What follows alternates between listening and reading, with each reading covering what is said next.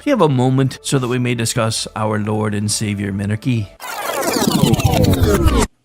No, seriously, I'm just kidding. Hi, my name's Rick Robinson. I am the general manager of KLRNradio.com. We are probably the largest independent podcast network that you've never heard of. We have a little bit of everything, and by that, what I mean to tell you is we have news, pop culture, special events, conspiratainment, true crime, mental health shows, drama productions, and pretty much everything in between. So if you're looking for a new podcast home to grab a little bit of everything that you love all in one place, come check us out. You can find us on X under @KLRNradio. You can find us on our Rumble and our YouTube channels under the same names. You can also find us at KLRNradio.com and pretty much every podcast catcher known to man. So again, feel free to come check us out anytime you like at KLRNradio. Hi everyone,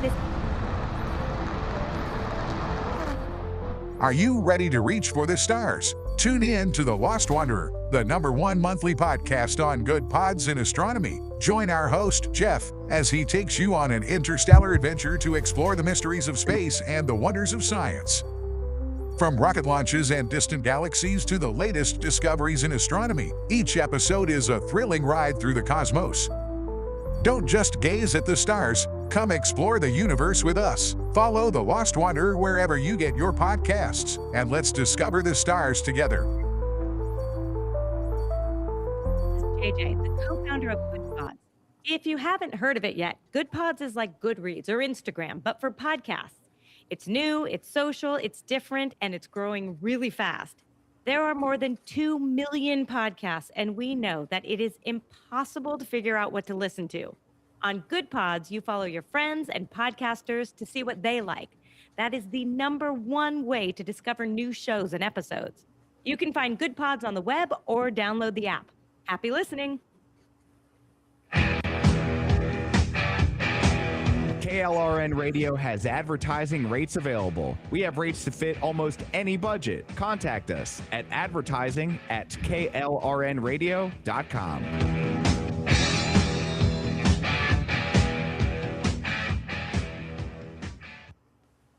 The following program contains coarse language and adult themes. Listener discretion is advised.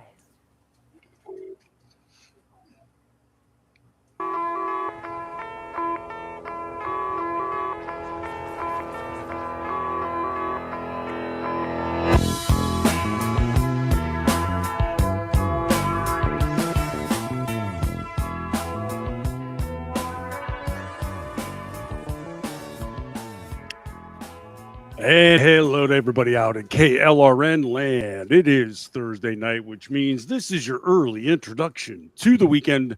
And this is Disasters in the Making. How's everybody doing? I'm Brad Sliger, getting ready to take you down a unsettling avenue of cinematic ungoodness, but won't be just me doing so. You can also blame my co-host sitting in with me for this trek across the cosmos, Paul Young. What is going on, Paul?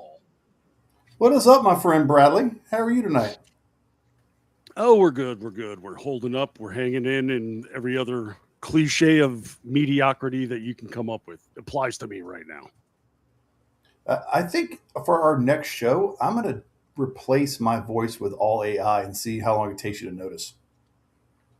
Oh, really? I'm going to give it a shot. Yeah. I'm going to test you.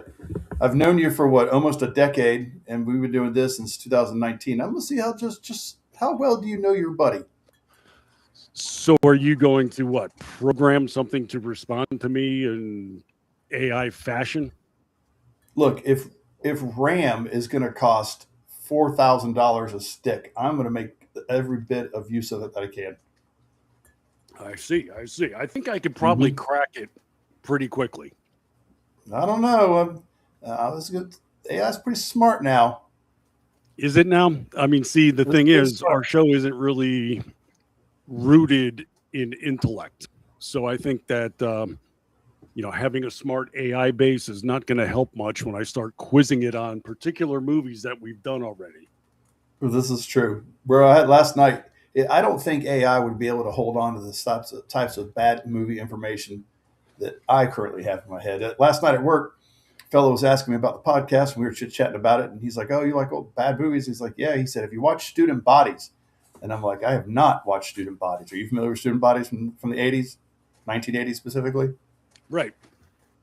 I have never seen it.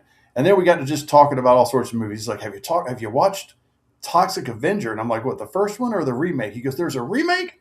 I'm like, "Yeah, came out last year." I said, "It wasn't very good."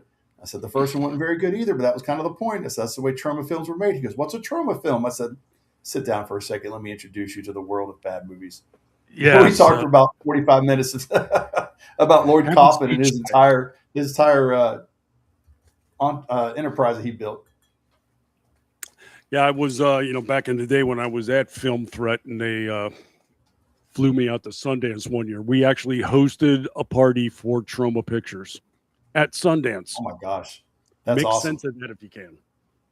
That's awesome. Back in the day, James Gunn of now DC and Guardians of the Galaxy fame used to be friends, or probably still is friends with Lloyd Kaufman. So back when Twitter was still a fledgling kind of social media partner, he was always doing stuff and communicating with Lloyd, and it was kind of interesting to watch those two communicate with each other back and forth because they were both unhinged kind of people when it came to talking to him about stuff. And I think Lloyd may have won up to him most of the time, but that was just how he was, man.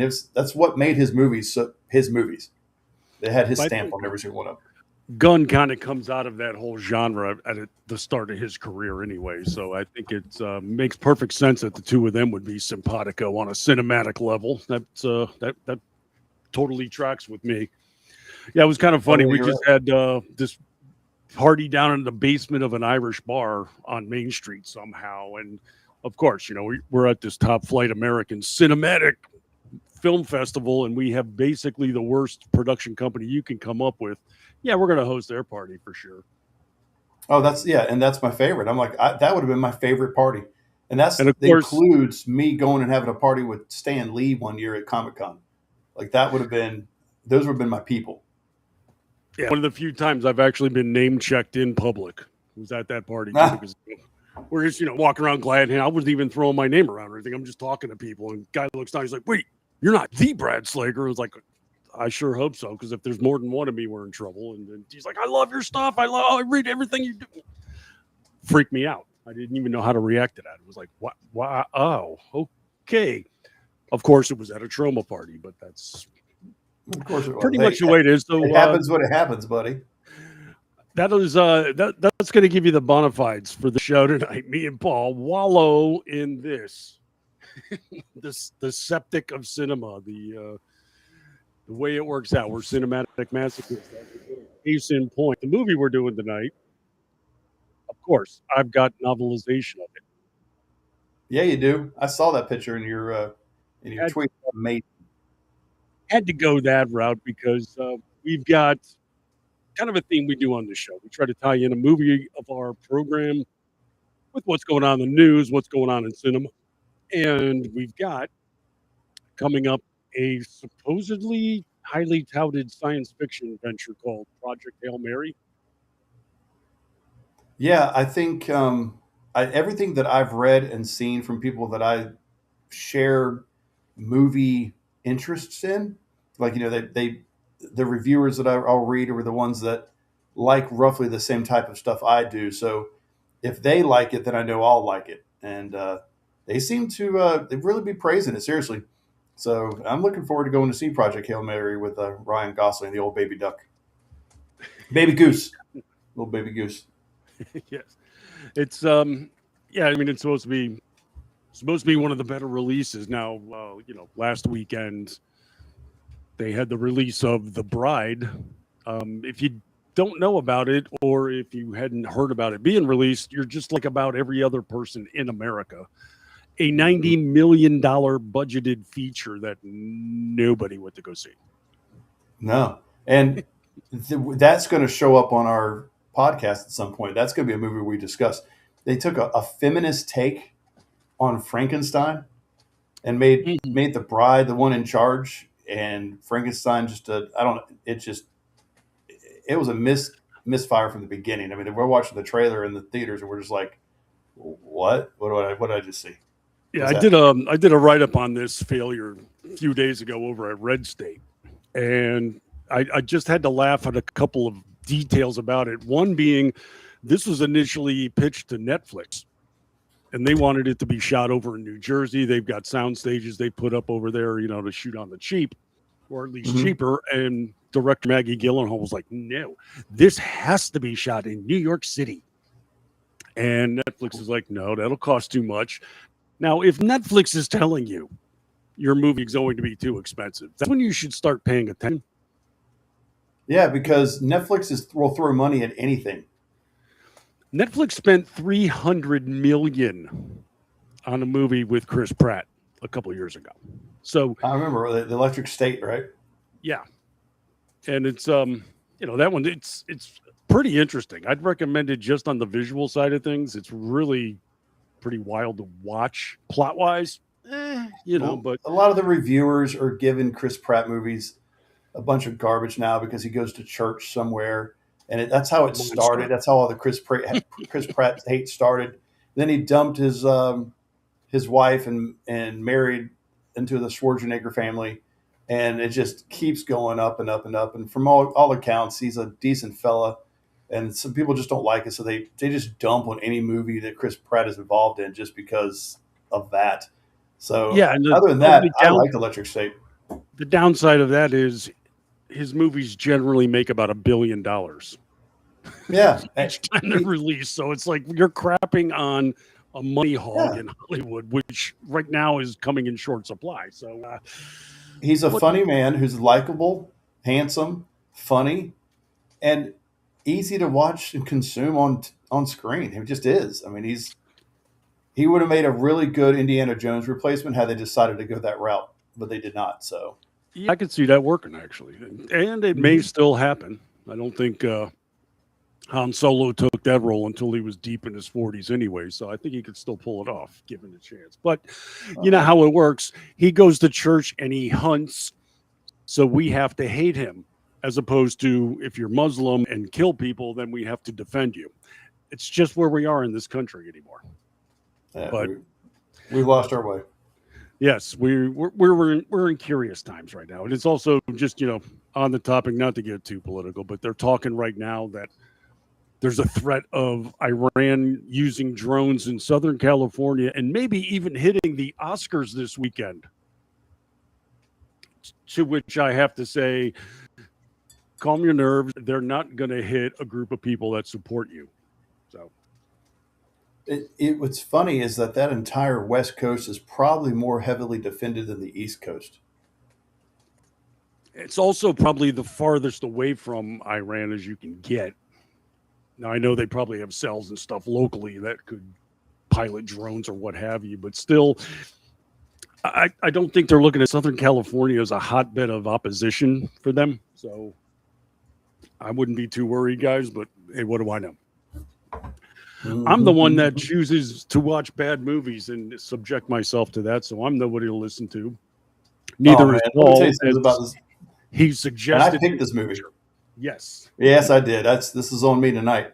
But you know what? Look, I remember exactly where I was when I watched this movie. So it's weird how you remember Wow. aspects are weird. Yes, I remember exactly where I was. I was at the AMC movie theater in Regency here in Jacksonville, Florida. It was still in the mall at the time. It's now not in the mall. The mall is defunct and broke down. It's an outside building. And I went to go see it at midnight. It was a midnight showing. I went with my buddy Trent. I've talked about him in previous casts. And I was working for AOL technical support at the time in 1998. I know this because I would spend countless hours while working just perusing all of the movie websites that existed at the time. It was having a web presence for movies back was like a brand new thing in 1998. And really it was kind of just AOL was so huge that everything kind of went through that, right? It's like, oh, you online? Yeah, I got AOL.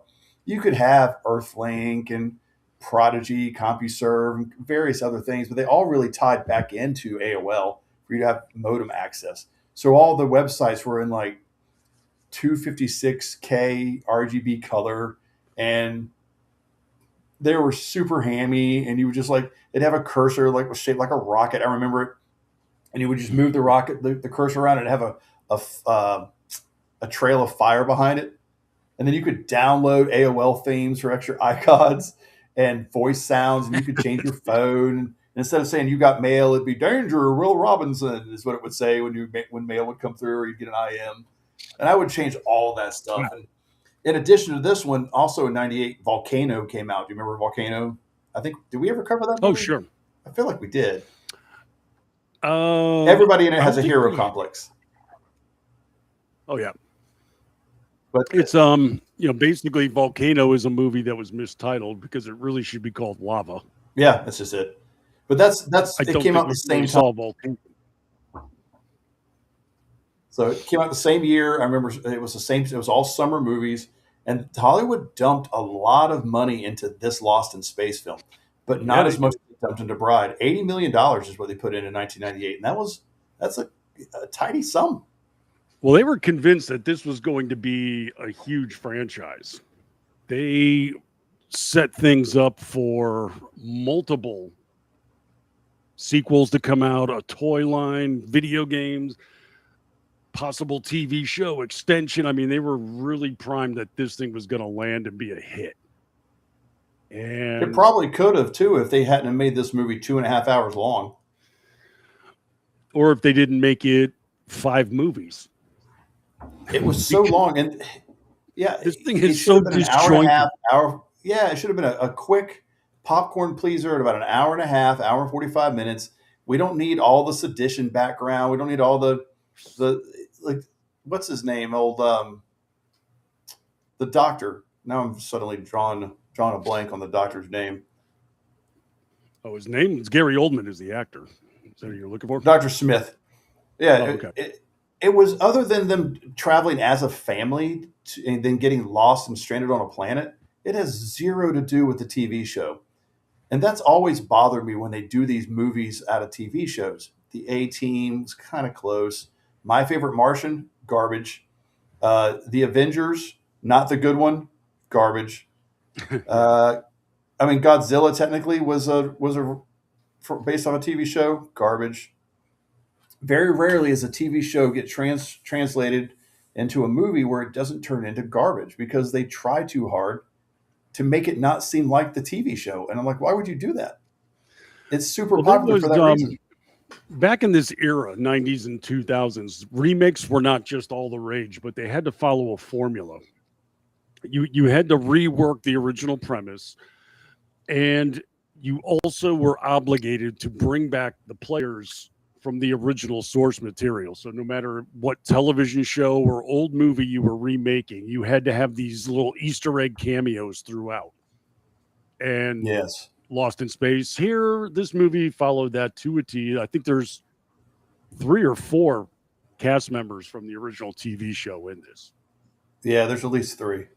And they don't serve any purpose plot-wise or anything else. It's just for people to sit back and go, oh my God, you know who that is? And then moving on. So nobody really contributes to this outside of causing a reaction. Mm-hmm. So now I will say that, oh, go ahead.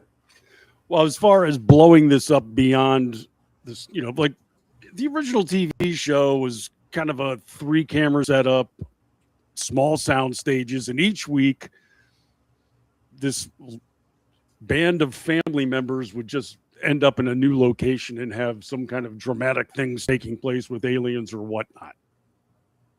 And it was kind of, they say it was the Swiss Family Robinson in space, hence the family's name. It really was more like Gilligan's Island in space. Yeah, I agree with that. Where really they couldn't be rescued, couldn't find their way back to Earth because obviously the show would end. So it was just one madcap adventure after another across the cosmos. But, it's also 50s, late 50s, early 60s type of sci-fi where space helmets and space monsters and aliens and the technology in general, they didn't need to explain the technology. It just kind of existed. It didn't matter what. Now, you know what's funny? What year do you think the Lost in Space TV show was set in? Good question. It was 99. 2000? Wasn't it? It was 1998, the year this movie came out. Damn it. How about that? I would not have won on the showcase because I was still closer, but I still went over. Damn it. I'm going to say $1, Paul. Yeah, it's pretty interesting if you think about it, because they didn't go that far into the future. So if they came out in 65, 98, that's what, 50 years? No, that's more than that, isn't it? I can't do quick math at all. Right about 50, 45 or so. Oh, we got to get your keyboard away from your microphone, brother man. That's loud. Can you hear that? Yeah. People Wow. in Canada can hear that. The Europeans are screaming about their ears right now. Sounds like wildebeest cutting through. Let me go see if I can find my clackers. That's after the show, Paul. Well, what's funny is that they pushed 30 years into the future, assuming that technology and humanity has pushed that far. Well, they needed to go really far to the future for this one. It's set in what, in 2058? Yeah, we're quite a ways off of what they're hoping for here. We're still trying to get back to the moon right now. And in about 30 years from now, they're expecting space stations, wormholes, and other transportational cross galaxy. Forget about I it. wonder if you're going to finish that word. Just to be fair, they have recently created a subspace bubble in a lab, so we're getting closer. Ooh. Really? Okay. Well, this movie had so much dumped into it. They were hoping, not even hoping, they were planning on success. It took up 5 sound stages. Oh, I don't 5. know. It's huge. Look, I'm going to give this movie complete credit for its mostly practical effects. Blarp or whatever that stupid monkey's name is, space monkey with whatever his name is, he looked terrible. It's late 90s. Blarp. CG technology. It's pretty terrible.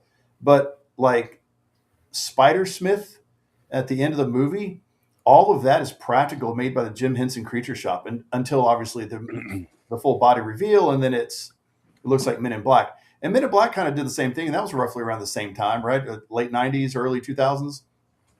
And the special effects back then, people had to try harder. So there's a Jupiter 2 is like a miniature for most part, filming like they did back to the old Star Wars films. And it all pays. I think that pays off as far as. Well, that's the thing. They spent a crap ton on this, and it's all on screen, as they say. So yeah, it is a sharp looking movie. I mean, the spacecraft interiors look really good and expansive. The even the world scenes were pretty well done, I'll say. Not well done was the script. Script is terrible. The characters are annoying. Look, Dr. Robinson, the dad, couldn't be any further away. It's like they were trying to model him after Reed Richards, but Reed Richards from the future, right? Reed Richards was always a smart, doting father. Then they changed him into a smart,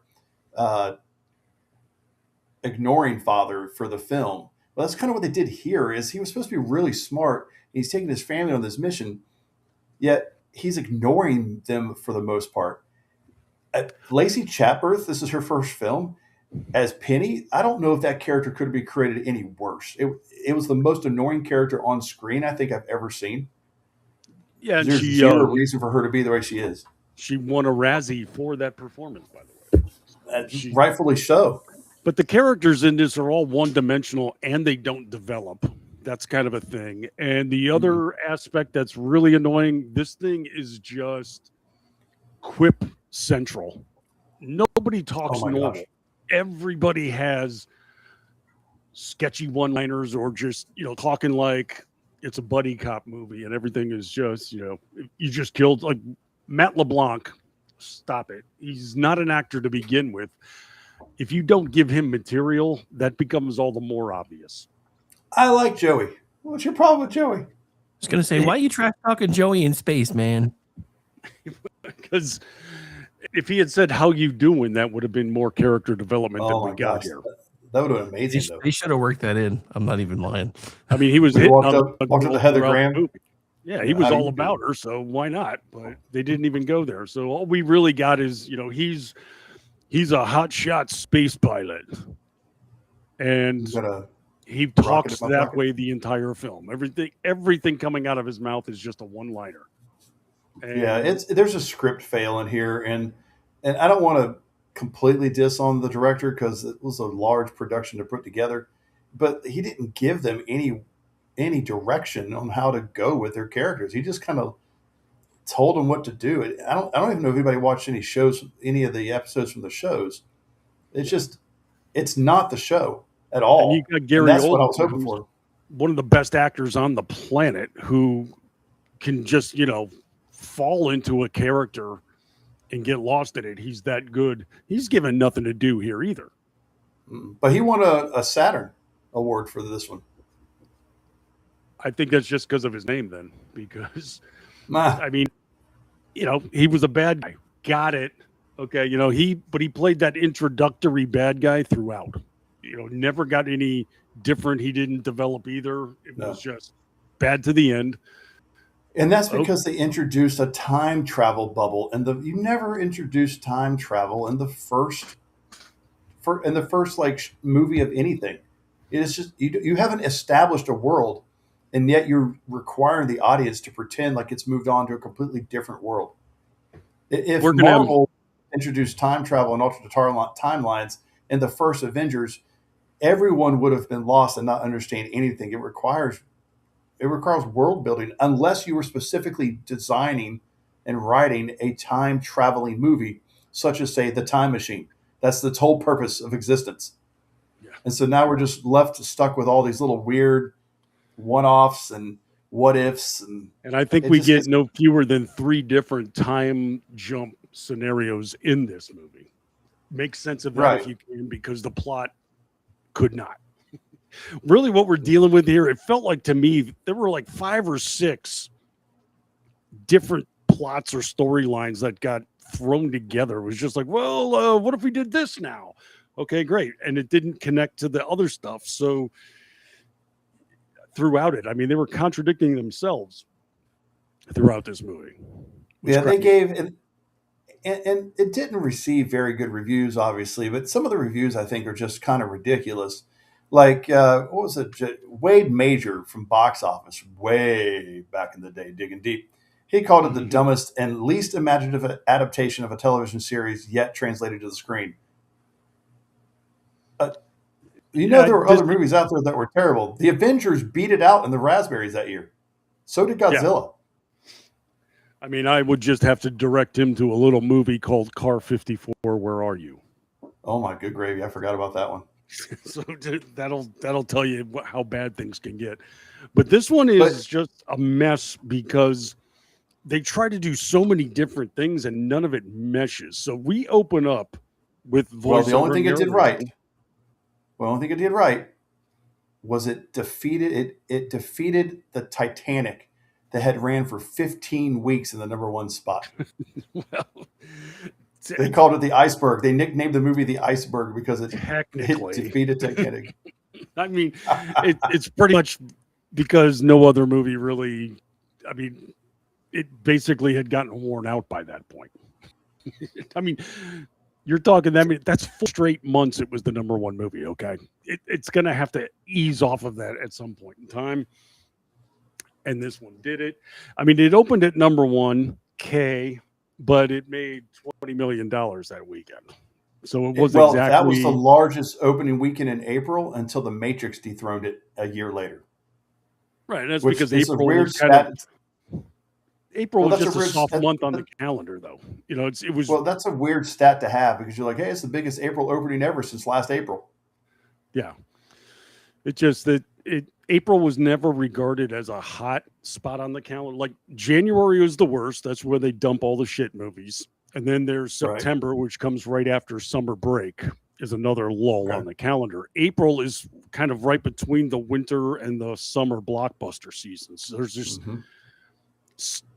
smaller movies would come out then, your rom-coms and things of that nature. So for a movie to really hit in April, it'd be like, oh yeah, number one in April. Got it. That kind of thing. So yeah, okay, feather in its cap for some period of time. That doesn't make it a good movie. I think everybody went out to see this expecting it to be great and then went, what in the hell did I do? It was really long. My wife gave up. We were watching it, and she's like, "I'll watch it with you." She gave up. She's like, "How much time is left?" I pull it. She goes, "An hour." Yeah. How's there still an hour left in this? I'm going to bed. Nothing has happened, and there's so much left to do. But the entire premise of this is that Earth is whatever it is in the future, 50 years out or so. We're going to expend all of our natural resources, and mankind is going to go under or such. So they had to find another planet. They conveniently found one that is 10 light years away or some nonsense. So the plan is that monstrous space station going in, and they're going to build a space jump portal. You're going to enter into the portal, and that's going to take it to the other side where this new planet is at. But in order to do so, the Robinson family has to first get into a craft, go into stasis for a decade before they reach the destination. All right, first problem. The portal hasn't even been finished at the Earth side yet. It looks like they've maybe got 20 or 25% of it completed. It's a giant circle. They've completed 25% of a circle. And it's going to entail a workforce of thousands in space, yet they're supposed to go there by themselves and yeah, build a giant circle. I didn't understand what happened. That ship is so huge, and there's only, 6 people on it total? Whatever it is. Yeah, 5, I think. Well, 6, including the stowaway, which we'll get to. So, yeah. But 7 that if you was count the the plan. monkey. Nobody's counting the monkey. So, yeah, they're going to get to this other planet, and then the 5 of them were supposed to build the other exit of the portal with what workforce, with what raw materials, and I'm sorry, what skill set, because you're talking about 2 doctors, a teenage girl, and an 8-year-old boy who's probably the smartest one on the ship. They ain't building a portal. So. Sorry. He builds robots. Yeah, so I'm saying. I think this is where they got the idea from, because Stargate came out. It's essentially a Stargate. They're building Stargates. Yeah. They call it a hypergate, but whatever. It's a Stargate. And that movie came out in 95. Well, I was in college. I remember I saw that one too. And that one made sense because they created a whole world around it. This one doesn't make sense because it's not done. It'd be different. It's like, hey, we've completed this hypergate. Now everybody's getting on and we're traveling. There's going to be thousands of us piled onto multiple ships. It's called Jupiter 2, telling me there was at least a Jupiter 1. Where did it go? Yeah, this is the plan though. So they get into the ship, and they're getting all the preparation going. And here's the other now. I'm still. This is how shoehorned everything gets. The introductory narrative tells us that mankind found a way to put all of its divisiveness aside and cobble together for our survival. Great. So they build a monstrous space station, and some other supernal force now starts battling them and shooting at them because they don't want them to do that. With no explanation who this is, why they're pissed off, and why they're trying to shoot at it. Yeah, it was a very big misstep adding in some sort of. But this is how we get introduced to faction. Okay, yeah, they're pissed off and they don't want you building stuff. Why? Because pretty much what we get. And they're flying planes in the space that are shaped like planes, but the planes don't come out of the air. Like we fly shuttles with wings because they need the wings for lift while they're under the atmosphere. But once they get into space, you can fly a cube around. I mean, the Borg do it constantly because there's no friction There's no air force against it, push resistance. So you can build whatever ship you want. So every time I see a space movie with a spaceship that has wings, I'm like, why do you have wings? What's the purpose of the wings? You've just designed an unnecessary attribute. This thing isn't flying down into space. It's got a little bubble and it's got the little wings that spin around on it. I mean, heck, Jupiter 2, it's just a round disc. Okay, but it doesn't Paul, make any sense. They look badass. They how about this? Ass. Look at the cars from the 1950s. They had fins, but they weren't swimming. That's not even the same thing. I'm trying. I will say they look bad. I will say they look bad and they looked ass. So you are technically correct. Well, we learned through this that they scramble a couple of fighters, including Don West, Matt LeBlanc. And he's a flying ace in space and takes out one of the guys. And then his partner has a ship injured and he's about to run into the space station. But he pilots his ship and nudges it out of the way, and they both just miss colliding into the space station. Saves his buddy. They come back on, and he's promptly in trouble for doing that. What the hell is that all about? You defy he orders. says, I'm just going to give you a little kiss, and he just bumps his spaceship, and then he goes, just so you know, we're not dating now. Like, those are the kind of lines that are coming from this film. Like I said, nothing but one-liners out of him the whole time. I'm going to give you a little kiss. Don't take it the wrong way. I'm Don West. Hey. But yeah, then the commander is mad at him because he avoided colliding into the space station. What are you doing? You defied orders. Yeah, and I saved a calamity. Yeah, but you defied orders, so you're in trouble. As a result, he gets assigned to piloting the Robinson family across space. Or as he puts it, I'm driving their RV to a picnic because this is beneath skill set. He's very bitter about this. He's very angry. He gets to drive this around, and he has to take orders from William Hurt. What the hell is he slumming in this thing for? I mean, this is well below him and Oldman. It's well below it. Yeah, and Oldman, you got Mimi Rogers, you got Heather Graham. How did they read this script and go, oh, hell yeah, I'm on board with this? Yeah, give me. I mean, William Hurt, the Oscar winner and everything else, and he's been in serious films, and he's regarded as a serious actor. Look like hell. Mimi Rogers is no slouch either.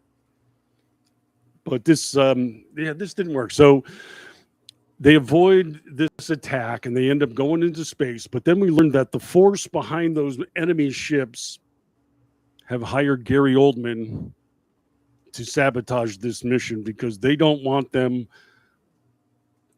going away. I mean,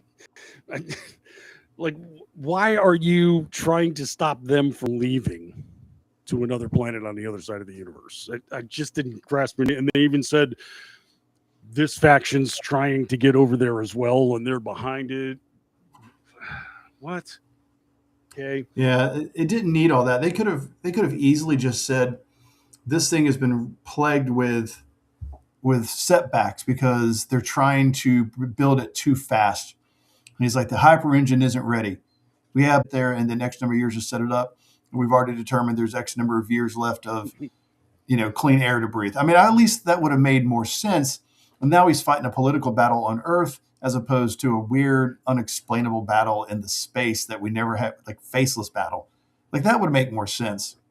And they didn't factor. So as they're preparing to depart, Heather Graham, who's Dr. Judy Robinson, she's in charge of this affair for the most part. She said, I'm the medical officer and I will shut this place down. Get out of the way. Well, at one point when Matthew LeBlanc is tasked to drive them in unplanned fashion, she comes over and scans him and says, oh, we didn't account for this extra weight. He's like 10 pounds over. You're on a ship that's outfitted like a city. Yeah. I don't think 10 pounds is going to throw off your thrust capacity and have you spinning into orbit or something. Stop Maybe it. she worked for Frontier. Yeah. You're going to charge them extra for an overhead too? What the hell? Sir, I'm going to have to get you to check your butt in the door. But here's where they screwed up. The way that this whole mission gets sabotaged is that Gary Oldman is a bad guy, and he, I guess, was the one that hired the pilots that failed, pay me. So they tell him to go on board as a stowaway and sabotage the mission. Well, he hides in a crate. How did she not factor in that way? If 10 pounds from LeBlanc is going to throw things off, I'm going to say $1.50 from a new passenger is going to be even worse. Well, here's the weird part is he's hiding in a crate to get on the ship, but he gave them their medical, like he cleared them medically to be on the ship. So clearly he's involved in the top secret program or has secret clearance. You'd think he'd have the ability to walk on board and go wherever he wanted to look into whatever he wanted to look at. Well, and that's one other aspect of things too, which we'll get into, but Gary Oldman knows how every single operation on this ship works without a problem, even though he wasn't supposed to be on board at all. Like, so whatever they needed, he could do it. Medical, well, I know how all these things work. Programming the robot, drop of a hat. Programming, you name it, he can do it. Anything on the ship, he can operate it. Bullcrap. I'm just going to say it right now. But he gets stowed away, so he has to go and deprogram the robot. You know, Danger Will Robinson, of course, comes up. Mm-hmm. And he reprograms it to destroy the Robinson family and scuttle the mission. Hey, look, let's give the late Dick Tuffield, lots of credit here.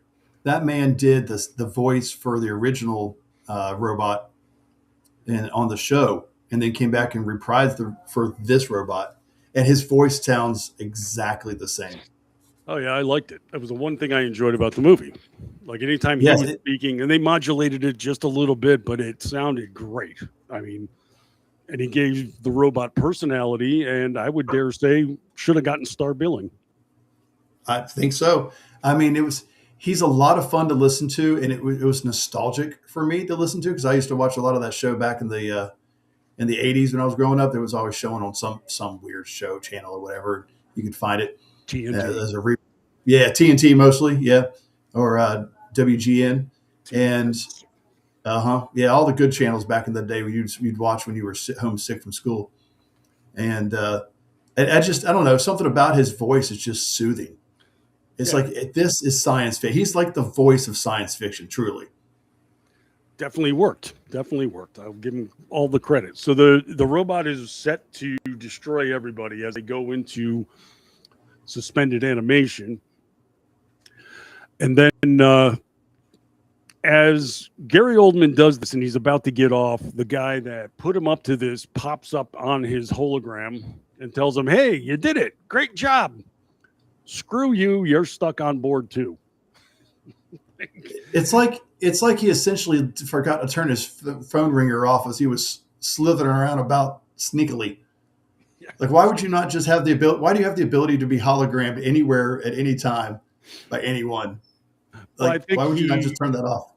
Supposedly sabotaged him or something because he's got his communicator that shoots the hologram up against his will, and then it burns into his hand in some capacity. It shoots off a bunch of electricity that sparks off throughout the entire tunnel. Wind tunnel or whatever. Yeah, and that's how he knows he's now stuck on board and doomed with the Robinsons. And I had to laugh at this later in the movie.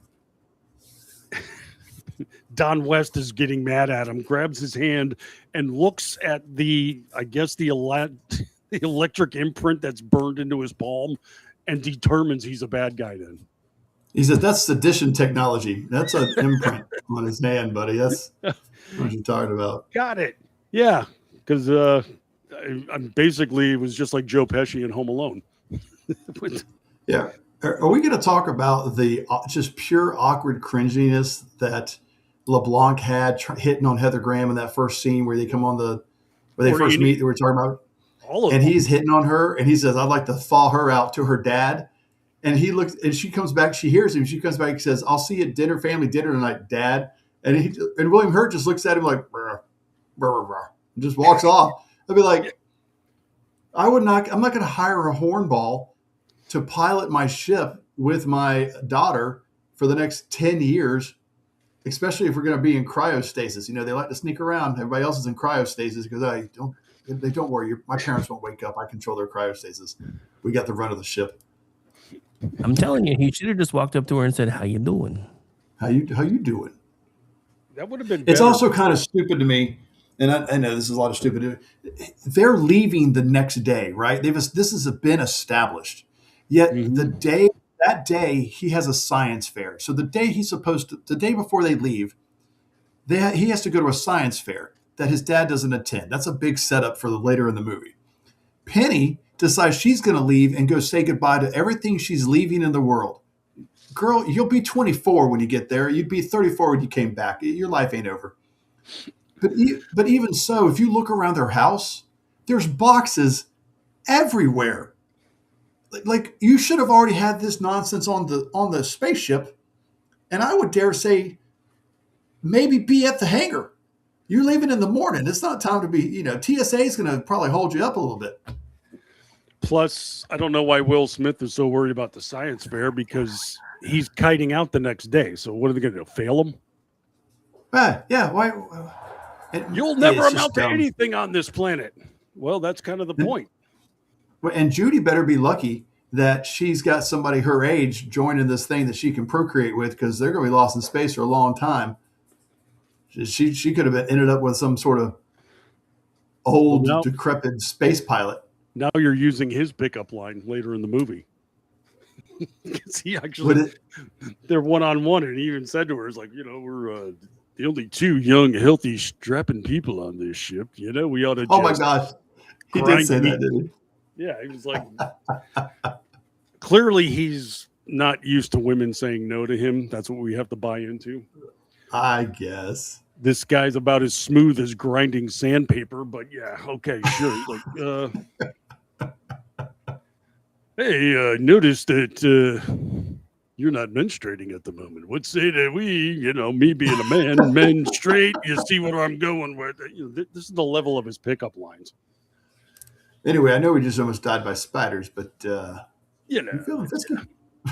Well, so the robot comes alive, tries to kill the family. They all have to get pried out of stasis, except for Judy. She's, for whatever reason, stuck in hers. She didn't account for the extra weight. Yeah, there's a battle going on, and they try to dismember the robot, and Jim West gets thrown aside by it, and the robot's not too good. He's basically a stormtrooper, misses everybody. And then young Will manages to get hold of the components and on the fly deprograms the murderous robot. And then they find the stowaway doctor, come to realize what's going on. And then they have to lock him up in one room, which he's unable to get out of somehow. They only lock it from the outside by cleverly saying, "Lock door." And now that's all it takes. That would be a fantastic parody to add to like scary movie, one of the scary movie kind of parodies. You just say lock door, and the guy behind him was like, unlock door. No, lock door. Well, this is unlock door. I had two problems with this. One would be, I would think there'd be a safety feature to keep somebody from being locked inside of the dwelling. But also, why can't he go right up to the door and shout, "Unlock door," and get out? That's what I do to open my garage door with the Google. Same basic technology. Unless they do like voice print or something like that. Unlock door unless you're Gary Oldman. Then lock door. So the thing is they weren't expecting to run into anybody, right? Like not a soul. No. So why would anything be voice print activated at all? It's just going to be them on the ship. Right. So he should very easily be able to get out of it. I mean, they were communicating at some point in time between the glass when he was locked in there. So, yeah, just saying, another plot hole. We haven't even traveled through a space wormhole yet, and we've got 3 or 4 plot holes going on. How about that? But the robot managed to damage enough components and throw the ship haywire and to the extent that they're now on a crash course with the sun. And the plan is they're going to do the parabolic slingshot around it, except they can't because the sun's got gravity. So what's the solution, Paul? We're going to pull a scene from Speed, and we're going to speed up, and we're going to fly through the sun. Drive into the sun that's about to melt. They're 2 minutes away from being melted, but decide the best thing to do is drive into the sun. Sure. What would you do? I'm sure this is going to work only because we're 15 minutes into a 2.5 hour long movie. So there goes your tension. Shocker, it worked. They drove into the sun, and this meant their hyperdrive was now working, even though the rest of the ship is broken. Oh, by the way, they finally pry Judy out of stasis, but she's almost dead because, sure. And so, and did you notice they gave every single female character on here boob spacesuits? Every character has booby spacesuits. I did notice that. That was super weird. They did the same thing for the Power Rangers movie, where all the female characters had. So you didn't like it, is what you're saying? It was just, it was oddly uncomfortable because they all have them and they're like prominent. It was really odd. I've never seen any of our regular astronauts wearing spacesuits, and I can say, oh, with a helmet on, that's a woman. They're built like giant marshmallows. You can't see what that's the entire purpose. If an astronaut has a helmet on, how are you going to know it's a chick unless you've got modulated breasts? I'm surprised they didn't put like high-heeled boots into their outfits. Well, if I was the one that was the suit designer at NASA, but that's just me. So it'd be easy to tell if they were women because they would only show them in the kitchen. The high heels are for the casting couch scenes. You can send the emails to moviepaul@AOL.com. So, Dr. Zachary Smith, who wanted everybody on the ship dead, is now trying to save Judy's life. So they cart her over to the sick bay with mom and the other daughter as we're going into hyperspace. And then we hit hyperspace and everybody freezes in time and in midair. For no reason. And then as we come out of hyperspace, we're now in another part of the universe because that was out of their control. And somehow Dr. Judy is perfectly fine now. Like she was just on the verge of death somehow for some reason. We come out of hyper jump and everybody goes, are you okay? Everybody check in. How about you? Where the heck is Judy? She's like, I'm right here, Dad. Everything's super cool. Also, I don't have my uniform on anymore. Yeah. Why is there a sick bay on this ship? There's nobody to run it. It's like putting a sick bay into your RV. They're flying around on a giant space RV. Yeah, but they have 2 professors and a doctor already before Dr. Smith stowed away, so they're more than covered as far as that goes. Because they all need a place to work.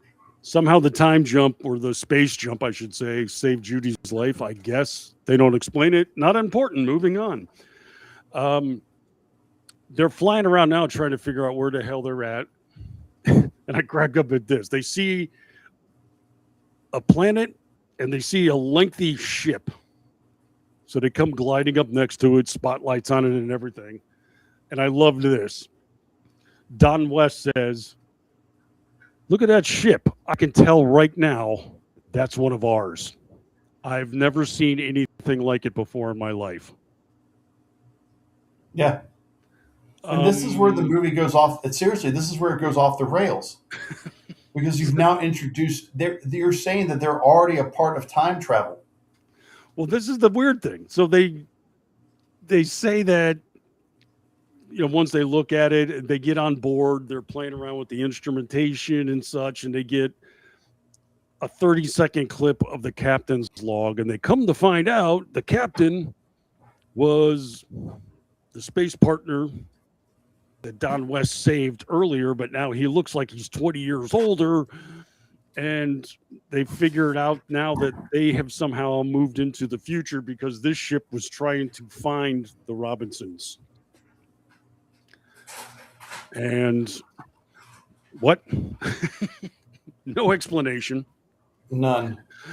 Also, they see another ship had docked at this one. But conveniently enough, this new ship had a perfect docking station that was the exact shape of the Robinsons. Convenient. So they get on board and they find a couple of weird things on there. There's a highly advanced version of their robot. There's also some kind of bioluminescence in the ceilings. Dr. Smith knows that it's evil because evil knows evil. Of course. You're looking at a smudge on the ceiling. I'm sorry. There's what the hell is nefarious about that in your mind? But I can just tell that blob of bioluminescence is evil. Okay. Got it. Doctor. And this is where crap really goes sideways. So they're going through all the various tunnels and passageways on this ship. They turn a corner and all of a sudden there's a forest on board the ship. Yeah, it was like a like biodome with Pauly Shore. That's who should have showed up. Pauly Shore should have been in there. Yeah, or it's like Matt Damon's potato farm had turned into a rainforest after a couple decades. That's what we're led to believe. In this rainforest, they're checking around, and Jim West reaches into the branches and pulls out a space monkey. I can't believe I just said those words, but I did. This is an obnoxious 2-foot tall monkey of different colors with eyes that are about 6 inches big. It's And blink sideways instead of normal.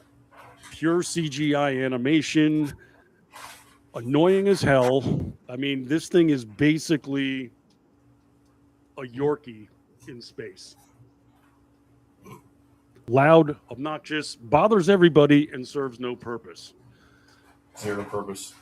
And we get this for the duration of the movie. Thank And you. there's no explanation as to where it came from. No. None. Here's the It's other a thing that space makes monkey, and nobody blinks. They're just like, oh, space monkey. Got it. Yeah. Sure it is. Can I keep him? What the hell? I'm sure he's not poisonous or wants to eat us. Go I ahead. mean, everybody on the ship can be dead because he feasts on human tissue. But yeah, you keep him because you think he's cute. Okay, you got but nothing you to have go to get on. him his shots. That's all I'm saying. It's just this would have been so much better. The time travel thing on this movie just kills me. They could have avoided all of this by just making that Jupiter 1. Jupiter 1 has been lost. We haven't heard from Jupiter 1 for decades. And that suddenly we've accidentally ran into Jupiter 1. Okay, I can buy that, right? I can buy that in the world you've created. This is just stupidness. Yes, it's all stupid. All of it is stupid. Looks amazing. Stupid as hell. So as they're still walking around the ship, these blobs that are evil start producing space spiders. I wish I could explain more, but I can't. That's what happened. So they start beating cheeks back to their ship in a very long, ponderous, overly long fight sequence, killing these things. The robot takes care of them. Will, back on their ship, has a holographic interface with the robot so he could shoot the spiders because, of course. Which was actually a very cool scene to watch with him inside the little holographic thing. Yeah, making the movements. Like, he's doing this on their ship, but on the other ship, as he's talking, the robot voice comes out and interacts with mom and dad and other things, and they get back. In the course of it, Gary Oldman gets scratched on the back by one of the spiders. Boy, that's not going to come back in the future, is it? Mm-hmm. Mm-hmm. And bear in mind, now, they've been on this ship 10, 15 minutes at least screen time with no spider effects until this happened. All of a sudden, this thing is infected everywhere, top to bottom and outside, with space spiders. Everywhere. Yeah, and it says that they say they're attracted to heat, which I guess is why they were latched onto the ship, implying that they disabled the ship and killed everybody in it. But there's no human remains. There's nothing. There's no spiders inside the ship until the spiders that are on the outside of the hull start cutting their way into the hull using laser technology built into their teeth. I don't know what to say on that. Sure. Of course they were. So, yeah, they make it back onto their ship just in time, of course. And then some of the spiders are leaping off into space. They turn on the afterburners to attract them. And then,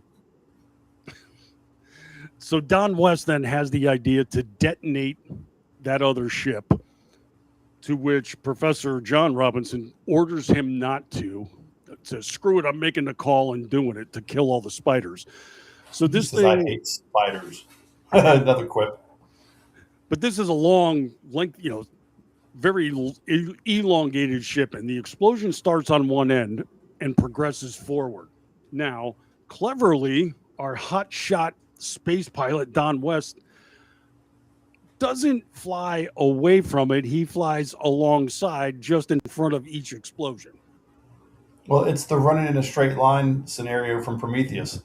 Yeah, I mean, I'm like, run in a straight line as a ship's about to fall on you. Don't zigzag like you're being run away from an alligator. Full disclosure now, I'm not NASA trained myself and have not piloted spacecraft. However, I am going to tell Don West, how about cutting starboard by 90 degrees and flooring it? I see where might help you out there. But no, he goes the lengthwise until the entire thing explodes and then propels the ship away and then into the atmosphere of that neighboring planet, onto which they crash land. Okay. By the way, we're supposed to care about all of this. They crash land. The ship is damaged. They can't get enough propulsion, but they're able to detect radioactive material 5 miles away, which they're going to then collect and put it into their, I don't know, throw it in the carburetor so they can lift off. They just called it some, what is it? They call it MacGuffin. MacGuffin, they're looking for the core material MacGuffin. But they don't have, radioactive suits or anything. Like, you're going to collect radioactive material. You need protection generally. Again, not NASA trained, nor am I a nuclear physicist. I'm just thinking forward here. You're going to collect nuclear material with no protection? Sure. Now, while they're scoping the area out and getting used to the layout of where they're at, of course, they discover there's a time bubble in which the radioactive material is resting. I love how they have a name for this thing that they've never seen. That's clearly a time bubble. Clearly. So they see this like dome structure on their readout, and from the ship, they can ascertain that there's a time bubble, because of course they can, because of technology. I knew it the first time I saw it. Okay, yeah, but there's I guess when you have a ship that's just full of science, you can determine these things remotely. So they the next day they go out and encounter the time bubble, and I'm just going to walk into it. It's gone. It doesn't. You can't even feel it. So they get into the time bubble, and then later on, the Doctor and Will follow up because they're trying to find Dad again, because Dad never talks to me, and I've got my science fair trophy I took with me on the trip, and he still won't talk to me, and my dad won't talk to me. Did I mention how the Doctor doesn't talk to Will? Because that's like a through line throughout this entire movie. Well, that's the whole thing. He's not spending any time with his son. And he's always so busy. It's like, you're lost. You've got nothing but time now. Give the kid 5 damn minutes. Yeah. Go do something, a big slacker. I really do, but there's a time bubble out there, and I have to walk through it. No, Dad, you're never coming back. I promise you will. I know I've said I was going to talk to you 700 times and never have, but I'm going to promise you this time I'm coming back to talk to you. After the time bubble, though, because that's more important. Gotta look at this time bubble. I promise I'm coming back. So they're Cats in the Cradle starts playing. you son of a bitch. Yeah, so it's Professor Robinson and Don West walk into the time bubble, and they come to realize there's some weird stuff going on, but look at all the light up there. We got to go over there. Later, the Doctor and Will come into time bubble, and they're finding things like the headstones of everybody in the family. Time travel. It's such a mysterious thing. Well, they don't even realize they were time traveling into the time traveling part of the scene. The time traveling in this movie is worse than the time travel in Black Knight with Martin Lawrence, where he falls into a moat. Well, we're to the point now where we're getting to time travel inception, because they did time travel when they first hit hyperdrive space, whatever the hell they did. Now they're in a time bubble that's 10 years beyond the 10 or 20 years they've already traveled in. And then they encounter grown-up Will inside of his makeshift factory setup laboratory. That's their old ship. So somehow the time bubble has their ship in it in the future, despite the fact that it's outside the time bubble over there. Please explain what. Yeah, it would have had to happen from somewhere. So are they saying that the original ship crashed? They were unable to get off of the original ship, so everyone died except for Smith and Will. Smith raises Will. Will grows up old enough to produce a time machine, which creates a time bubble, which then resets the timeline so that they can come in and find it inside of their timeline, even though that this ship exists inside of an alternate timeline. But why wouldn't the time bubble be where the ship crash landed initially, which means the current ship would have basically had to have landed on top of the future ship and ruined everything? Oops. I don't know what to tell you. I got nothing for you. So that's why it's dangerous to always include time travel in any movie. And look at all. You create paradoxes all the time and things that you can't be constantly, and you cannot explain them away, because every time you explain one, you have to explain another. And they handle that okay in the Avengers Endgame, where he's like, "We're going to time travel, isn't that going to do blah blah?" And so he goes, "Yeah, we'll explain it with this." And they pretty much kept to that theory and didn't change anything. So yeah, while there's some weird bits here and there, they at least kept to the own time travel theory that they created inside of that movie. This one doesn't create any theory at all. It leaves it up to the audience to create its own explanation for something the movie is telling it, which is kind of silly. Yeah, and it's all done out of convenience. And so, the other paradox you run into now is as they encounter grown-up Will, they need to get that radioactive core that he's using for his time machine. Understand, they're in a time bubble, and now he's building a time machine, which makes the third time portal of this film now. And the professor needs to get their radioactive core to take back to their ship in order to get off the planet and survive, which means that Will's current laboratory ship wouldn't exist because they got off the planet successfully. So that means the ship wouldn't be there, the core wouldn't be there, and then they wouldn't get off. And now you're in a time loop. It worked. It didn't work. It worked. It didn't work. Like a scene from Doctor Strange. So, caught in a time loop. None of this makes sense, and they just keep going. So, yeah, we're too far deep to turn around and go back now. We just got to keep laying it on, double down, triple down, quadruple down if you need to. Can't fix it. Keep going for the finish line. So now the robot is with grown-up Will in the time bubble, correct? Because Yes. it wasn't following the Doctor and Will through the forest with the burping plants and all that stuff.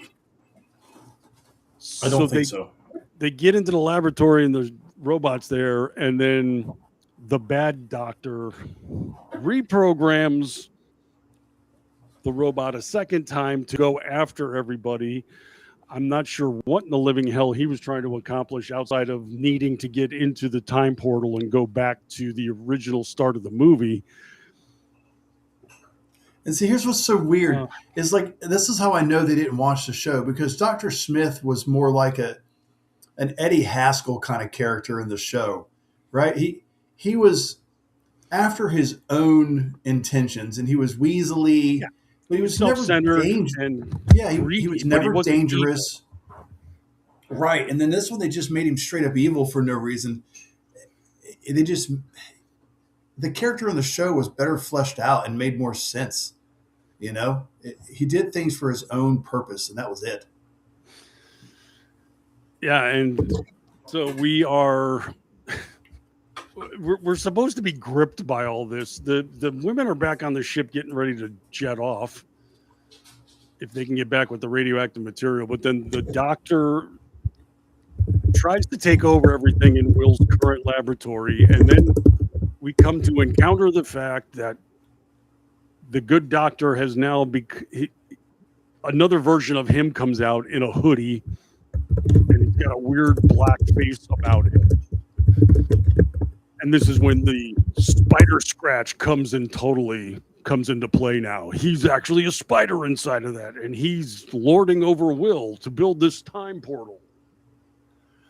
So that in his new spider incarnation, he's going to go back into the time travel hole that Will has created to go back to Earth and take it over as a spider, I think. Yeah, he's going to go take over the whole Earth with the spider shacks. So again, he's like, Will's in the process. He's almost there. The radioactive material goes down incrementally, and then once it does, this swirling ball of debris is going to descend down and then become the portal back to 1998 and the start of the movie. Now the evil spider is getting the drop on everybody and tries to kill people, but doesn't succeed because nobody can seem to do that in this film. Then Dr. Robinson cuts into the egg sac of using a science project. He like a first place science fair award. So now he hit him right in he hits him right in the thorax. But I don't know anything about space spiders, but do they reproduce asexually? Because how else does he have thousands of babies contained in his thorax as a male? Is human? Is that space epidemiology? Entomologist, space entomologist. Don't know much about supernal arachnids, but I dare say one that's a hybrid spider human probably can't reproduce in any capacity, let alone naturally, let alone asexually. But hey, we got to find a way to tie this movie down. So what the hell? He's got thousands of babies in him. God, the story on this thing is so all over the place. It's so just dumb. It's not even a bad story. It's just a dumb one. Everything during is dumb. When we were on the other ship and we were shooting spiders like crazy, somebody dropped mention of the fact that shoot one of the spiders and they die. The other spiders are going up and eating it. They're eating their own. This movie does a lot of setup and, what is the term for it? Not foretelling. Foreshadowing. Thank you. It does a lot of foreshadowing. There's a lot of it in this movie. I think that's why so many things are disjointed, because when they got to the final act, they were like, crap, how do we get out of this? What if we make them filled with spiders that eat them? But why would they eat them? we'll go back to the other ship when they were shooting them, and we'll say that they were eating each other after they got wounded, and that'll make sense. Sure, perfect, do it. And they did it. So, would you like to see it? Nope. Just print it, put it in the can, send it to the studio. We're good to go. So Professor Robinson cuts the thorax open. Tiny little white mechanical spiders start crawling out of him, and he turns to the others and said, "Remember, they're going to eat their own when they're wounded." They eat their wounded, but the thing is they start with the wound. So, but they crawl all over his face, and his face hasn't been wounded. Yeah, he really even wasn't wounded. I think if you cut open the birthing sac, that's just kind of, cut open. It's not like there's blood and gore and all kinds of other stuff. It was just, okay, we're free. What was Will eating this entire time? I guess the rations on the ship, because everybody else died off, so he had 5 times as much food. Maybe he's eating monkey jerky, because you don't see the monkey in the movie anymore. Yeah, maybe he had to Donner Party the whole thing. Where was Future Monkey? That's a curiosity, huh? I don't know. Future Monkey sounds like a great name for a DJ. Another plot hole. Future Monkey. Future Monkey was the name of my second garage band. I mean, Future Monkey has to be part of the morning zoo. You see what I did there? Here we go. Oh, okay. Got it. Perfect. All right. Go ahead, Rick. Roll credits.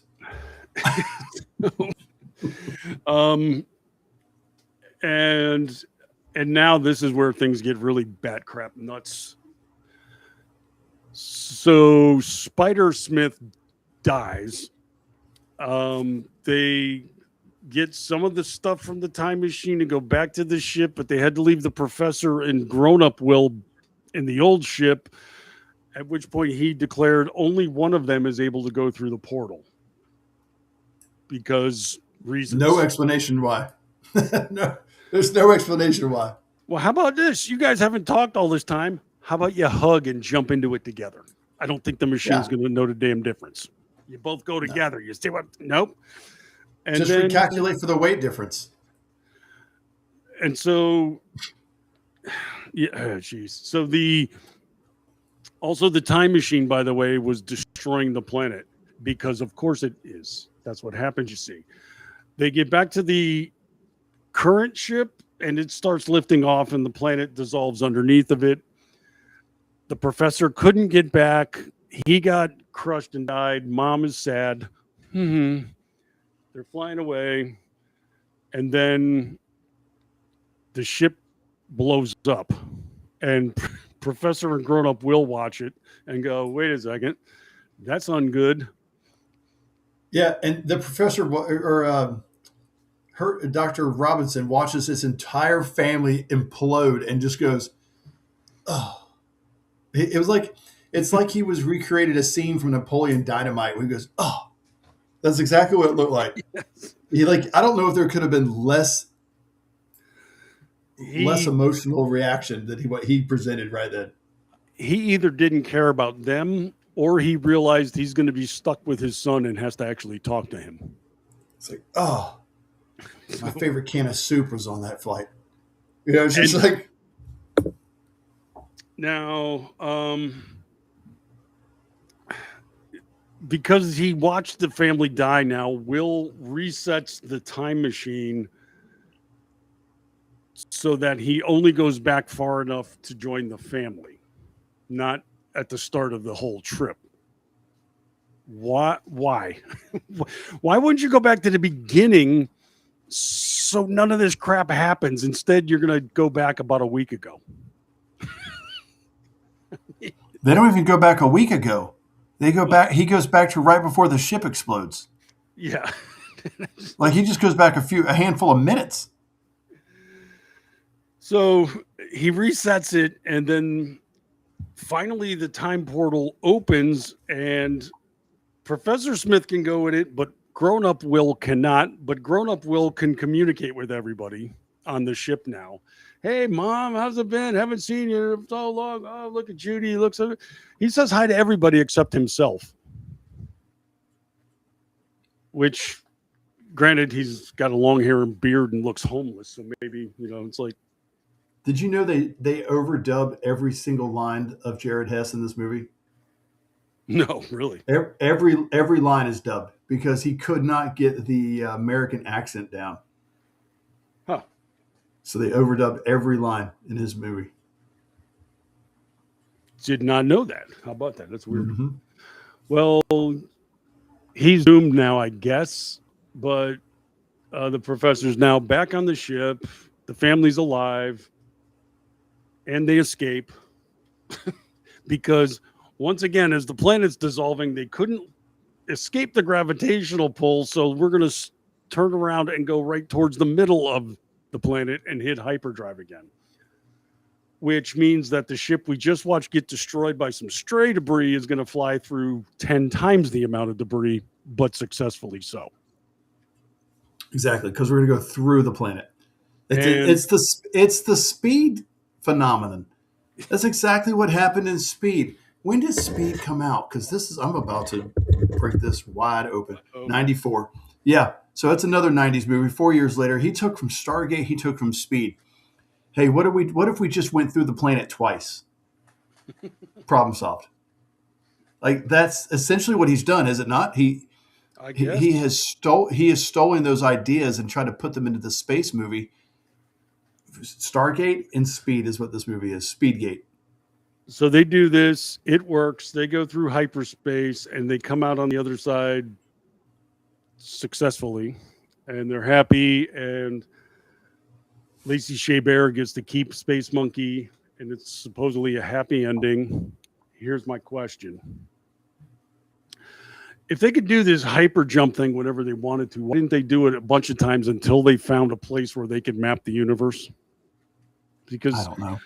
The way they did it was when they were on board the rescue ship in the future, it successfully mapped most of the universe. So they sent those coordinates to their ship. And now when they did the hyper jump, they could aim for the planet they were going for at the beginning anyway.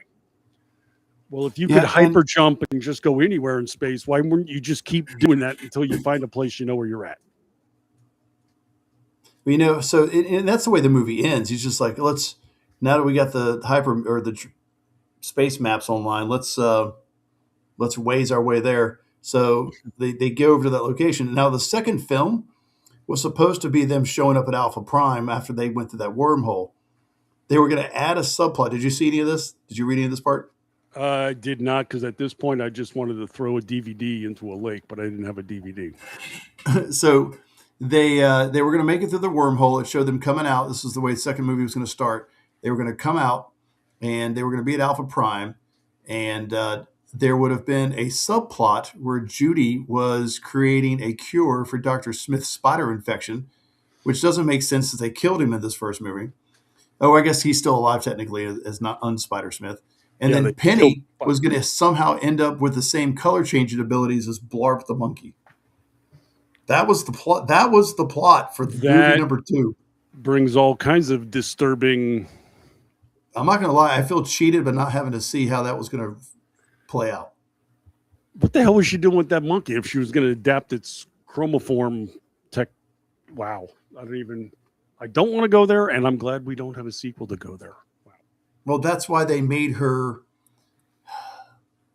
unique in character, because she was going to get those color change abilities and use them to change the color of her hair at will.